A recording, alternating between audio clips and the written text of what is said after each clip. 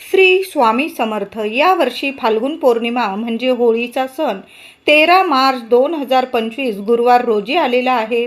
होळी पौर्णिमा प्रारंभ होणार आहे 13 मार्च सकाळी 10:35 आणि पौर्णिमा समाप्ती आहे 14 मार्च दुपारी 12:32.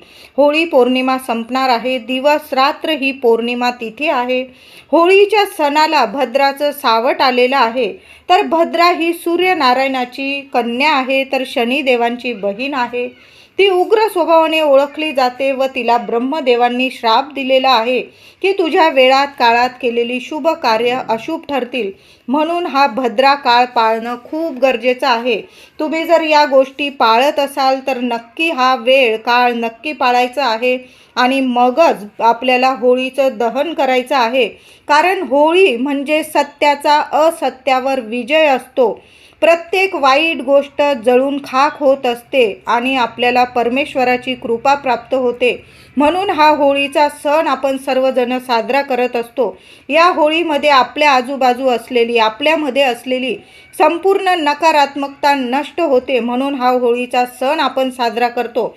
तर या वर्षी म्हणजे 13 मार्च 2025 गुरुवार रोजी भद्राचं सावट म्हणजे भद्राचं संकट हे संध्याकाळी 6 वाजेपासून ते रात्री 10:22 हा भद्रा काळ असणार आहे. म्हणून आपल्याला होळीचे दहन हे रात्री 10:22 नंतरच आपल्याला होळीचं दहन करायचं आहे. तुम्ही जर या गोष्टी पाळत असाल तर मी म्हणेल नक्की पाळा.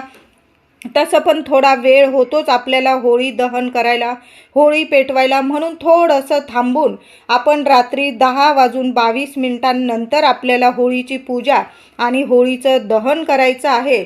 तर होळी सण हा सोन्यासारखा सण असतो. आपल्या श्रीहरी विष्णूंच्या आपल्याला प्रिय असणाऱ्या माता लक्ष्मीला प्रिय असणाऱ्या वस्तू महिलांना आपल्या घरात नक्की खरेदी करून आणायच्या आहे.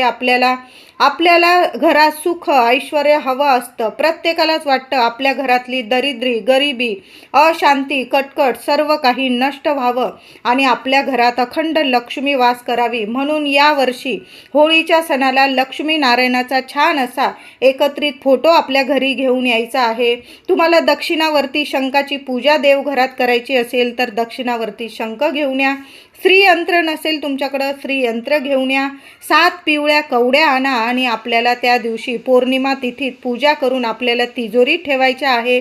त्याचबरोबर लवंग दालचिनी मीठ हळद या सुद्धा गोष्टी माता लक्ष्मी श्री हरी विष्णूंना खूप प्रिय आहे. या वस्तू सुद्धा आपल्याला होळी